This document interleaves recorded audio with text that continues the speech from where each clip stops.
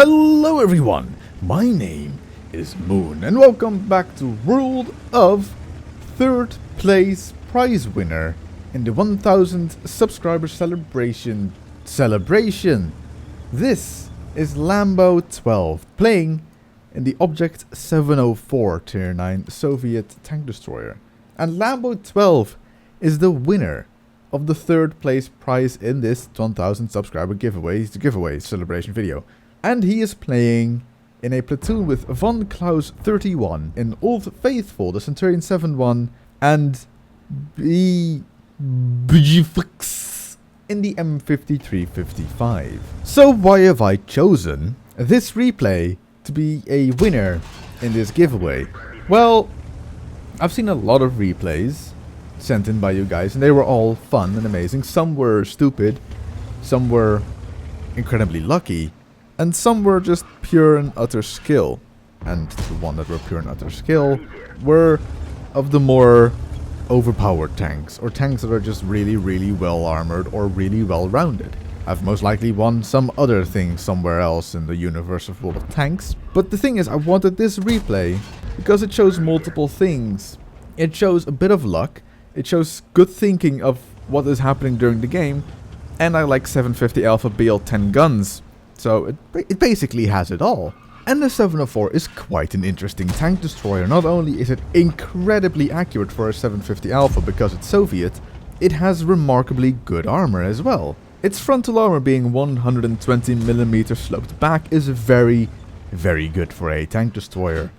The sides 90mm plus spaced armor. It can take a lot of shells that don't penetrate because they hit the spaced armor, shit themselves, and then bounce somewhere out of the tank again.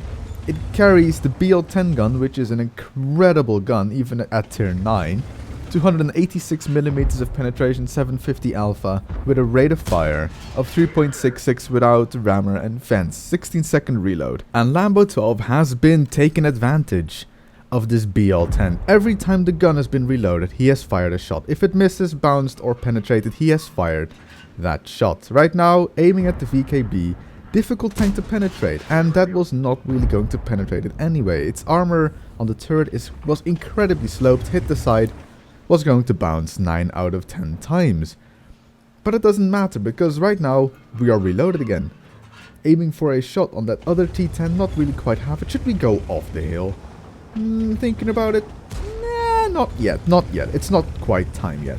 However, he is not going to be camping on this hill the whole game. He's going to drive off this campy hill later on and have a lot of fun with the enemy tanks he's going to meet front on. And the reason I have chosen this replay is because he doesn't camp on this hill. If he had camped on this hill on the whole game and has done 10k damage, I would have not picked this replay.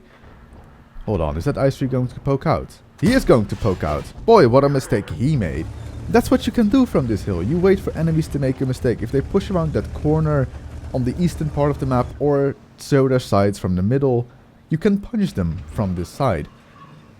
The thing is, if you sit on this hill and your team dies, there's not a lot you can do. You've lost that game. Can we hit this KV-3? I don't think we can, because it's a Soviet tank shooting at a Soviet tank. Stalin is not going to allow this. And like I said, we're going to drive off the hill now. We're going to go towards the middle. If he had camped in the back the whole game, I would have not shown it, because then it would have been a boring game where he just sat in the back farming damage. And that's not what World of Tanks is about, in my opinion. It's about not only doing damage and having good games, but playing aggressive. And that's exactly what Lambo 12 is going to do now. However, he did get spotted, and being spotted in a tank destroying in an open field means that Arty is probably going to be aiming for him now. He is a tier 9 tank in a tier 9 game against an artillery. That Arty is going to be licking his lips right now in anticipation of shooting Lambo 12. However, Lambo 12 doesn't really care. He wants to poke out, see what's in the back, spots a T10 right in front of him, and with 286mm of penetration, he's not really going to miss that shot. But he camped in the back, so do enemy tank destroyers. T-25-2 shoots him in the side. Artillery finally had his shot aimed, does a paltry amount of damage to him. Very lucky. He could have done a lot if he had hit the roof. And that E-50 had the full back of a tier 9 tank destroyer but bounces because he hits the side. That E50, thinking that Lambo Top is probably going to run away, is going to make the mistake of this game. The E50, a very good player, Unicum stats, suddenly does not figure out that Lambo can come back and put a shot into him. And this is how you, as a Joe average player like Lambo is, defeat a Unicum. You literally just have to outplay them. It doesn't matter if your stats show if you're 900 WN8, 1000 WN8, 1500 WN8. All it takes is one moment, except for that T25-2. He did not pay attention at all. Even if Lambo's stats are not great, that doesn't mean he plays according to those stats. I'm not sure what his average stats of the last 30 days are, but he does not play according to his stats right now. He is playing like a very, very good player. And that's what you have to be careful of. Current stats do not show what a player is capable of. Also, that T10 just out in the open made a lot of mistakes in his life. Hold on, wasn't there artillery in this game, Lambo?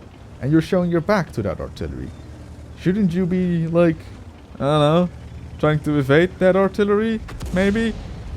Or that. This is what I mean by luck. If that RT had hit that shot, he would have most likely killed him. But it didn't. And if he had killed Lambo, you would have never seen this game. No one outside of this game of World of Tanks would have known that this game had happened. But instead the RT misses, and here you are watching this 704 game. And right now, even though the score is 12-11, it has turned into a frenzy to get a kill on the Tiger 2. The KV-4 just died to Bjfix. And Lambo doesn't really care that there's a Tiger 2 in front of him and an SU-122 to his side. He just puts a shot into the Tiger 2, tracks him, and just casually bounces a shot. Von Klaus comes running down the hill, puts a shot into the Tiger 2.